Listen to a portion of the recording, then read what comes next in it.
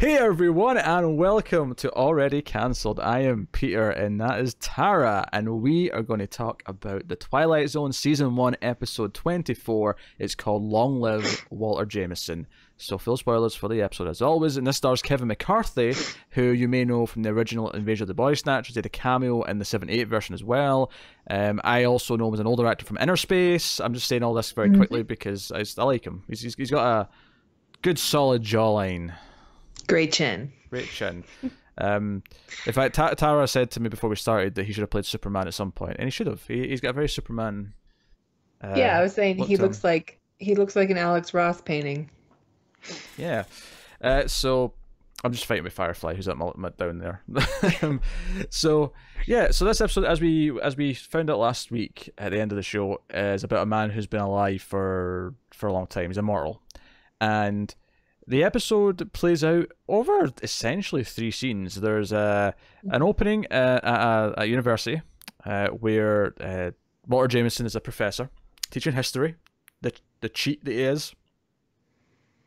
I'm just saying, it's easy to teach history when you live through it all. So he's teaching history, and his colleague, I don't think it's his boss exactly, I think it's his colleague, who invites him over for dinner. I thought it was him and his wife. Turns out it was him and his daughter. And then we get most of the episode takes place at his house, where after the daughter goes back up, because he's actually arranged to marry his daughter as Walter, but the old man's got some suspicions, and he basically questions him about his age, about some things that don't add up, and does ultimately discover that he ultimately admits that he has been alive for over 2,000 years, and they have a chat about that. So I'll ask the question, Tara, what did you think of Long Live Walter Jameson? I think it was a fine episode. It sort of reminded me, did you watch the movie The Age of Adaline? Came out a couple years ago. Do you know, I did not, but it's funny because it reminded me of a different movie. Oh. It reminded me of a low-budget movie, which is kind of sci-fi, I guess, so maybe we could do it in the Ace at some point. I think Age of Adaline's also, I think it counts as sci-fi. Do you know, I only remember Age of Adaline because it was out at the same time as Age of Ultron, and I remember it being number 2, and I remember joking that people couldn't get into Age of Ultron, so they just went with the other Age of movie. It's like, this one will do. But yeah, it was a fine movie. But yeah, I thought this episode was okay. I saw that it was rated higher than the last one, which I thought was kind of odd, because the last one, I think we both agreed, was pretty good. Yeah, I like this one a lot. The movie I was talking about, though, it was called The Man from Earth, it was called. And the reason why it reminded me of this is not only is it the core concept that one of the characters has been alive for thousands of years, it's actually very similar in the sense that it all takes place in this one living room of a house. It's just a group of characters having a conversation as he has to reveal, and then reveals more and more and more, and it goes to places about it. But it's all just talking. It's a really low budget movie. There's a couple of actors I think you might recognize actually. There's the fat guy with the mustache, whose name obviously I don't know, who's popped up in a lot of things over the years. He was in. The last thing I saw him in movie-wise was Texas Chainsaw 3D, but he's been in I'm going to get a list of his credits because you'll know this guy's face. I guarantee he's been in a TV show or a Walter movie. Brimley? I don't know. I'm just going to go to Texas Chainsaw because I know he was in that.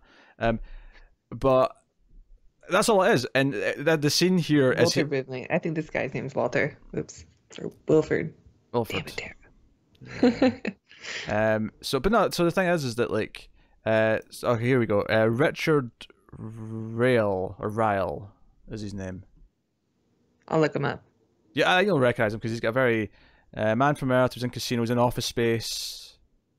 He's one of those character actors who gets cast a lot in small roles. But I remember he was in that. Okay. But it's all in a living room. It's all just conversation and like try to get him to like open up, and that's essentially what this is in a much more truncated form. So it really reminded me of that movie. Oh, I mean, obviously the movie came much later. It was like 2000 something. So clearly it was probably inspired by this episode. Did you like this episode? I did like this episode actually. Probably a little bit more than you did, because I think I would go maybe a bit more beyond it's okay. Okay. Not perfect, but I think it was. I mean, we sort of knew right away going into it what it was about because Rod Hmm. Serling said at the end of the last episode that it's about a guy who's immortal. Do you wish that you didn't know? I think maybe I did. Mm. Yeah. I mean, not that it doesn't get revealed, really late in the episode, um, but it's not really much of a mystery, even though we're watching a guy trying to figure things out, trying to put the clues together. Yeah, I mean, I guess the problem is that he told us last week he's immortal, so this week, the first chunk of the episode, the guy is trying to like just question why he's not aged in 12 years. It's not about being alive Yeah. for that long. It's just about in 12 years you've not really aged, and that's kind of weird. And then the Hmm. cliffhanger at the end of the first ad break is, hey, I was you mentioned, because he's got all these stories of this general in the war from the Civil War, and he's like, hey. I was looking through my old war photos from my books, thinking, oh, maybe I'll see this guy. And sure enough, I found him. And the cliffhanger is like, hey, that looks like you. And this photo's 100 years old. And like Hmm. that's where we go to the credits on, which by the way came much earlier in the episode because I actually felt it. I was like, that felt early, and I checked the time in the episode, and it was only 9 minutes in.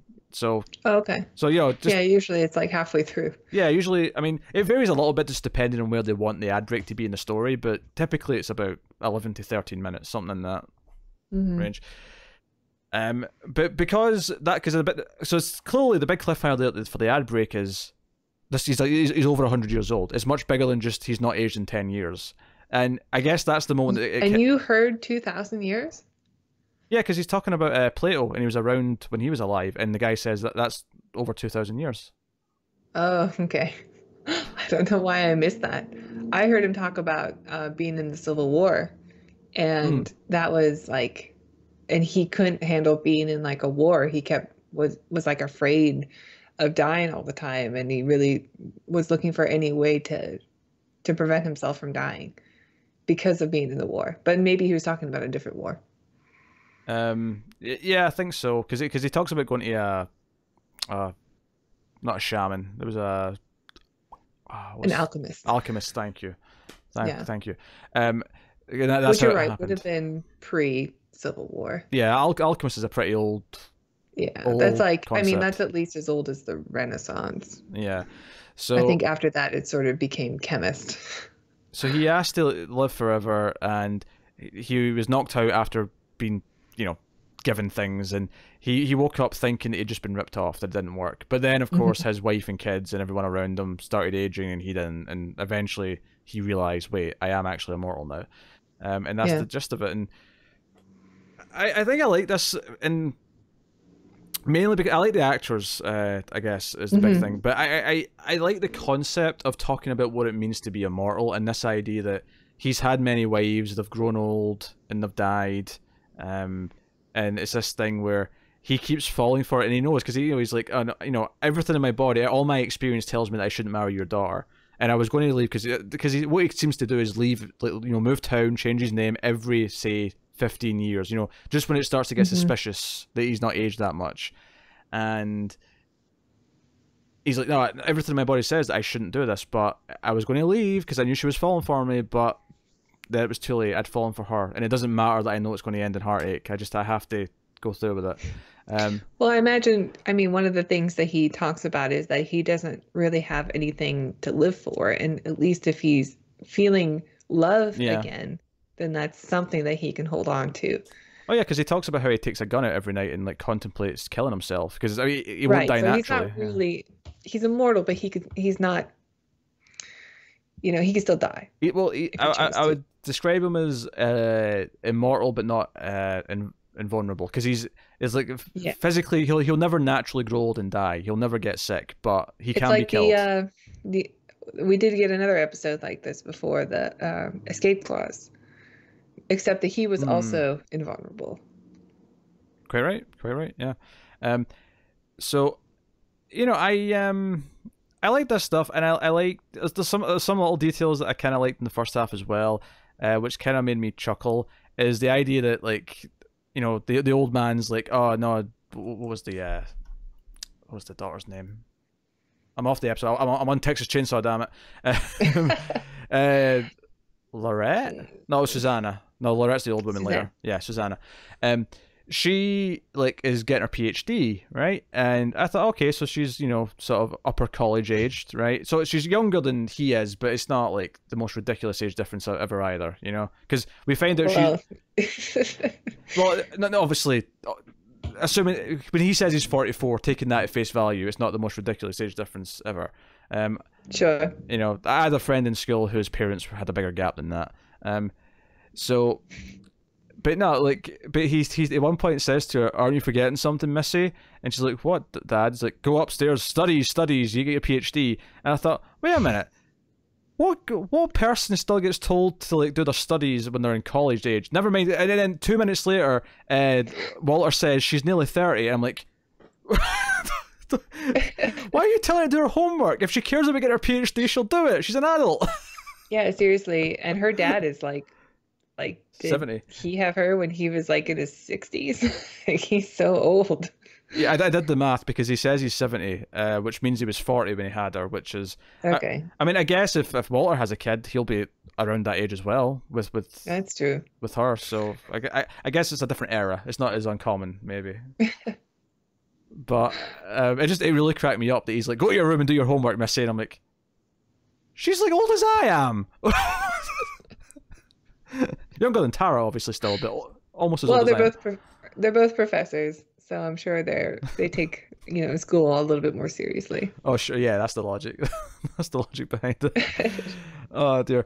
But, you know, he begins to broach this subject, and he's, like, comparing his hand to him. He's like, you know, 12 years ago when we hired you, like, you know, my hand looked like yours. You know, I was just still young enough that my hand looked, like, didn't have that old age, like, skinny bone effect. I don't know what you call it.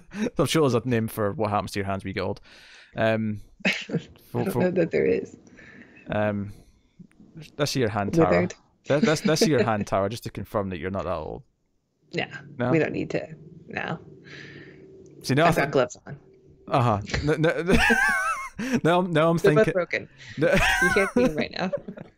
Now I'm thinking they're old and wrinkly. You're letting my imagination do it. For the record, I have wonderfully healthy, young, hairy... Milky white skin. It's because the light's up there. It's just burning it out. I mean, it is milky white. Don't get me wrong. I'm from Scotland. Have you ever had a job of physical labor? Physical labor? Not really. No. Carrying stock around a little bit, but nothing super strenuous. Very nice hands. So thank you. So he starts broaching the subject, and he's like, "No, you know, come on. What age are you really, Walter?" He's like, "Okay, fine. You've done the math. I'm 52." Am I too old for Susie? Is that what you're saying? He's like, "Oh, yes, in a manner of speaking, yes."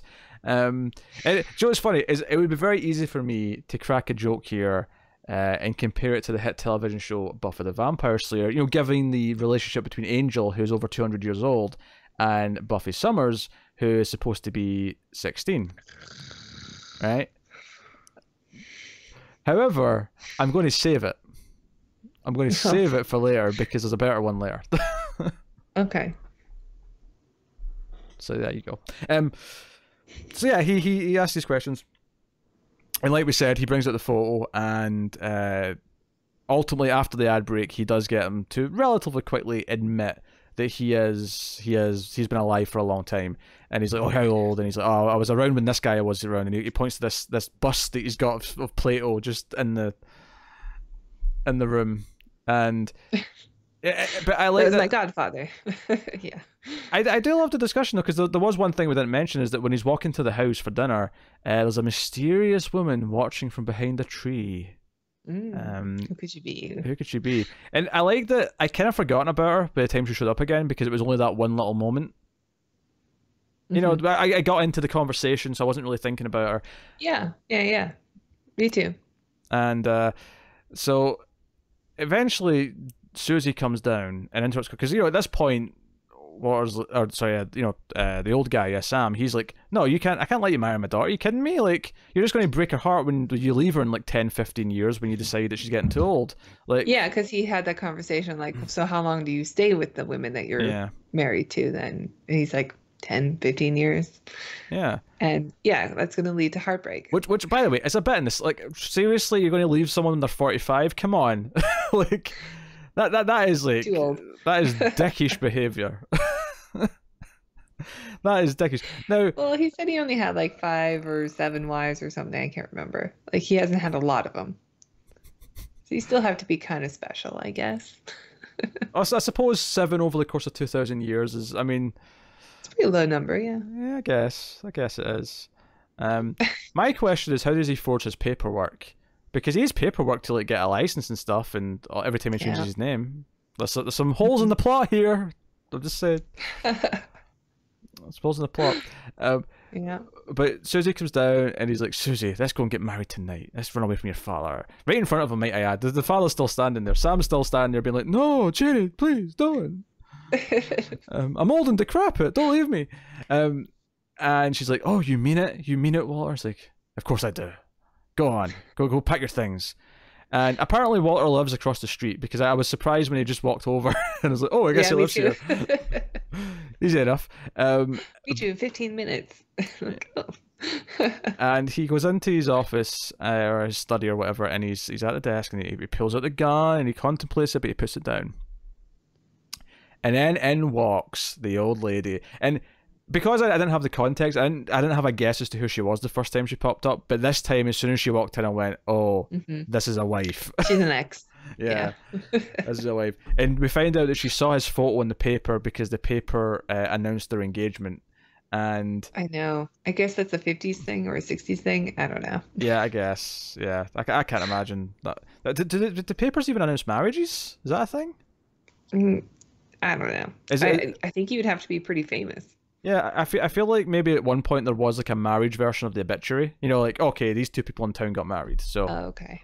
I could see that being a thing at some point. I mean, I've never seen it. Local papers are probably a much bigger deal than they are now. Yeah, yeah. Nowadays, you just go into Reddit where all the hip kids are and go, hey, I got married today.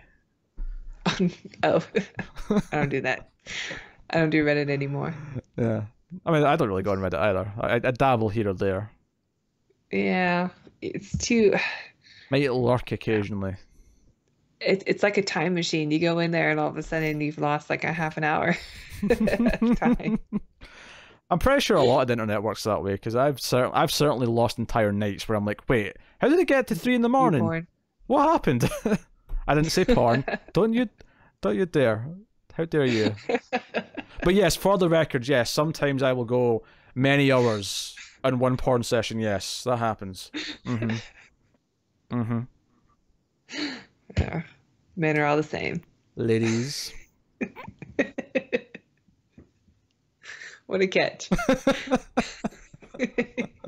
She comes in, and of course you know what's going. She's going to shoot him, right? Like he's going to run away, but she's going to shoot him. And he obviously denies it at first. He's like, I don't know who I am, because she keeps calling him Tommy. Like, you're Tommy, I know you are. And I saw your face in the paper, and I just had to come and see if it was really you, and it's you. And you're still married to me, mister. And she shoots him. And I got another laugh here, actually. Not at this moment specifically. So, Sam, the old guy, hears the gunshot, right? And he comes running out. He comes running across the street. He comes in, and he sees him sort of hunched over at the desk. And Walter is like, oh, it doesn't matter anymore, Sam. Like, I'm done either way. And he sort of, turns around, sits back in the chair. And I have to actually compliment this. I actually really like the transition, because... Yeah, me too. Because it could have been really cheesy. Yeah, but the second time he changes and he goes really old, it's just in a cut because it cuts to Sam's face. But the first time when the light turns on, I think there's like a little slide cut, but it's just smooth enough that it works. Like, you see... I don't think so. I think the lighting just changes. And you can see a lot more of the contrast in the makeup and the hair. I don't know. Maybe you're right, but it's like as soon as the light came on, the hand, it felt like the hand completely changed to me. But I mean, maybe it's just how good it was set up that it just felt that way. I just thought the makeup was really good, and the way they did it, whereas you were watching it close enough to be like, is he changing? Like, I think he is changing, like slowly, So he gets old really quickly and keels over and dies. But here's what made me laugh. So after he's killed over and died, he's lying there in the study, Then Susie comes running out of her house screaming and runs over, and then she comes into the house. Her dad greets her at the door, and Susie yells out, "I heard a gunshot. Is everything okay?" And I'm like, "The gunshot was like 5 minutes ago. Wow, I know. what were you doing?" She was gathering all of her pretty things together. The gunshot. What? She was on a time limit. She didn't stop just because someone's shooting a gun. He's on his deathbed. He could have been saved, but he's not saved because she spent 5 minutes doing something stupid. Mm-hmm. She was sitting in the toilet seat taking a big dump. I bet that's what it was. Yeah. I just disapprove. I think she was up to something funny. There was some suspicious activity going on, and poor Walter has finally died because she was spending too much time, I don't know, texting or something. Okay.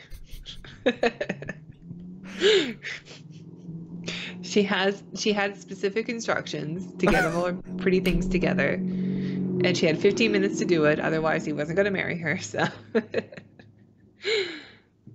I feel like even in this time period when like men expected women to like do what they say, you know, that's you know, like when the patriarchy was even more rampant than it is now. Yeah, there's some spanking talk in this episode, so yeah. Oh yeah, yeah. Spanking's only fun when it's consensual, just for the record. So. Well, she is 30, so.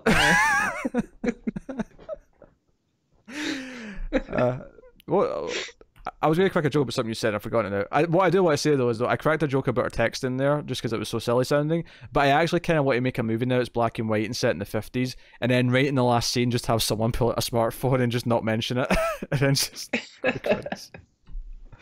just to mess with people. I think that's funny. It'd be like, I won't say what movie it is because that'll spoil it. Yes, that'll spoil it. I think I know what movie you're talking about. That would spoil it, yes. Yes. So yeah, this is the end of the episode.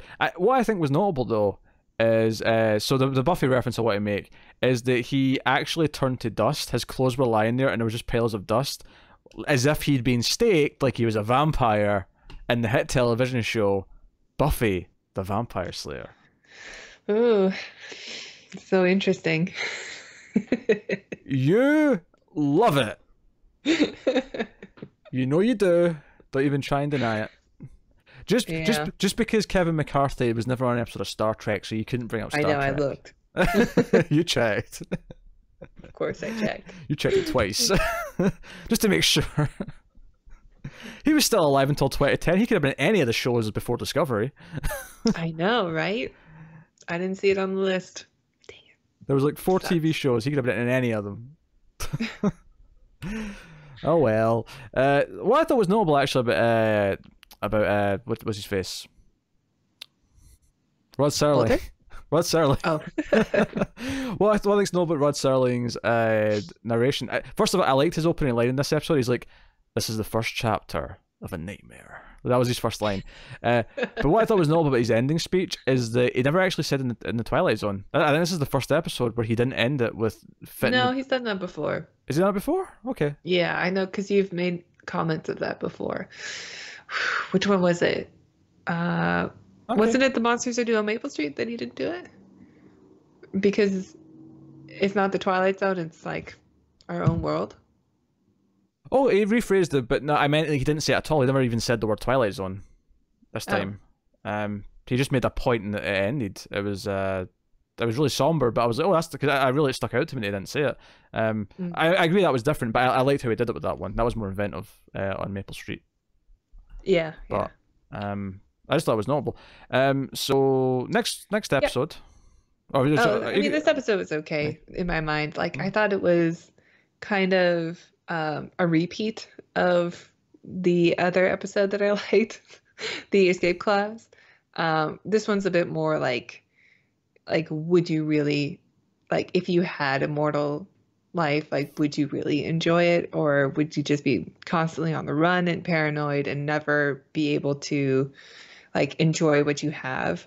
It was kind of reminded me of Dr. Faustus, which I think we've talked about before, which is the play about the guy who makes a deal with basically the devil in order to get ultimate knowledge, but because he has it, he doesn't use it. because it's always there. And that's kind of like the lesson in this episode too, is like, I'm not, I know I'm immortal, but because I am, I don't do anything. I don't do anything extra with my life. I don't become a wise man. I just live my life.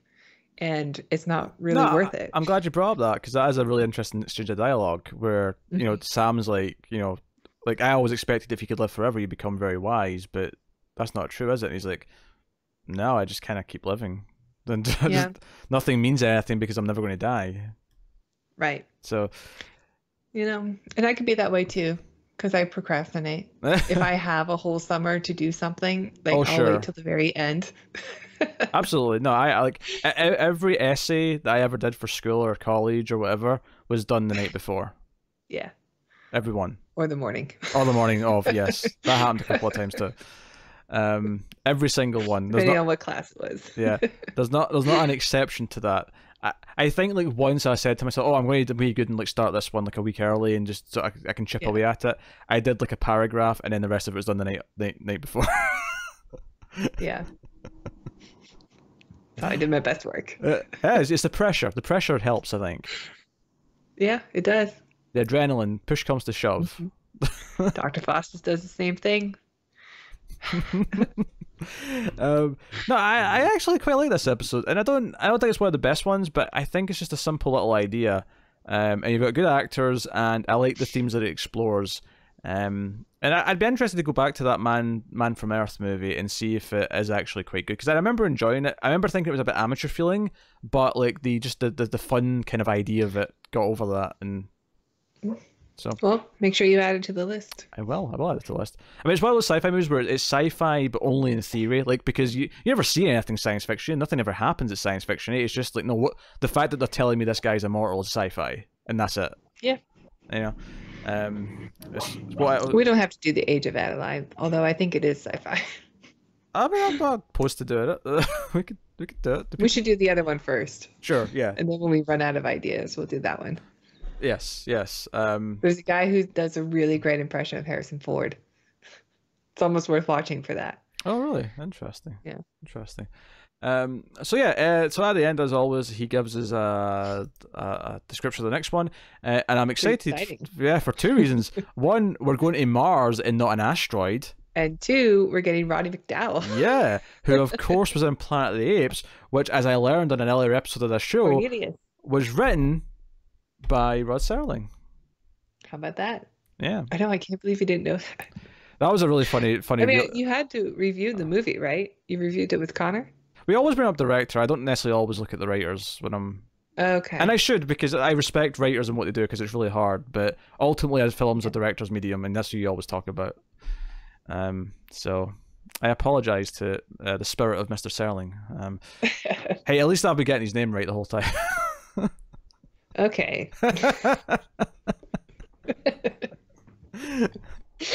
I can fight fire with fire. So here's the description on IMDb for the next episode, which is called "People Are Alike All Over." Because what Serling says is that, you know, people think they'll be the same no matter what, but that's not true at all. It was something like that he said. So fearing the worst, the lone survivor of a crash landing on Mars finds the native inhabitants.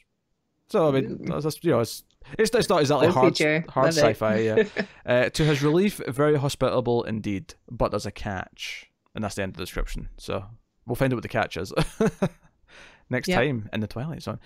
The start of that was making me think of Robinson Crusoe on Mars, which is a Criterion Blu-ray I have.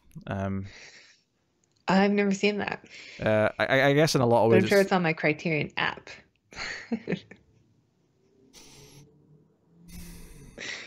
Yeah, Peter can't get it. I so salty. You can help me get it if you were nice enough to me. How? We'll discuss. Yeah, I'm not discussing this on public record. There's ways and means. I know you like having the shelves of the physical copies. I do, but they're expensive. That said, they are. They're like $40 a pop. That said, though, if you would like to fund me to buy more Criterions, you can do that. Where, Tara? Well, you can check out our Patreon page. It's patreon.com/MildFuzzTV. You can donate as little as $1 per month to help Peter get his collection. It also gets you these Twilight Zone reviews early, and you get bonus episodes of our sci-fi movie podcast that we talked about already, The Ace, the Atomic Cinema Experiment, and other shows as well, like Screams After Midnight. I think there's some Influx stuff with you and Connor. I'm not quite sure. You get to vote on movies in Influx. Oh, it's Milefoot's Mysteries that you guys do. Yeah. Which is just a random topic show. So no, yeah, you can check out all that stuff. And of course, I joke about getting Blu-rays, but I mean, Patreon support helps keep all the shows going, and helps fund the whole thing, and helps us grow, and so on and so on. You can also help us by rating us in your podcast app, by giving us 5 stars, like writing a little review. Helps people find us if you want to do that. Yep. Fuzz in the Zone. Fuzz in the Zone is the name of the podcast feed, which I will say this, by this episode, it will be up to date with the video versions, and you'll get the releases day and date with the videos weekly. Good. I can say that because we record these 2 weeks ahead, so I just have to be caught up in 2 weeks. So yeah, go check that out, and otherwise, get us on Twitter at @mailed_fuzz for channel updates and some such. But that has been this episode of Twilight Zone. So thank you very much for watching or listening. We always appreciate it. Keep watching TV, guys, in the Twilight Zone.